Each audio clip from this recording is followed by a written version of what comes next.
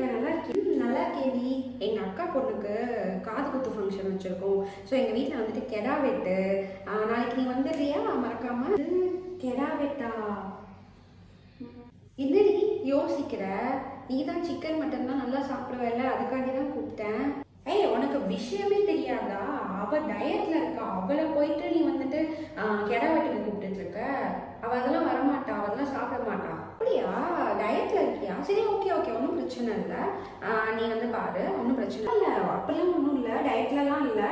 நான் இனிமேல் diet start பண்ணலான்னு இருக்கேன். வேற ஒன்றும் இல்லை, நான் வரேன். பிரச்சனை இல்லை, நாளைக்கு நான் வரேன். இல்லை கோச்சிக்குவாங்க, அதனால வந்துட்டு நான் வரேன். ஓகேவா? அதெல்லாம் ஒன்றும் இல்லை, அக்காலாம் ஒன்றும் கோச்சிக்க மாட்டாங்க. நீ உன் டயட்டை பாரு, நான் அக்கா கிட்ட பேசிக்கிறேன். ஒன்றுமே பிரச்சனை இல்லை. ஓகேவா? பாய் பாய்.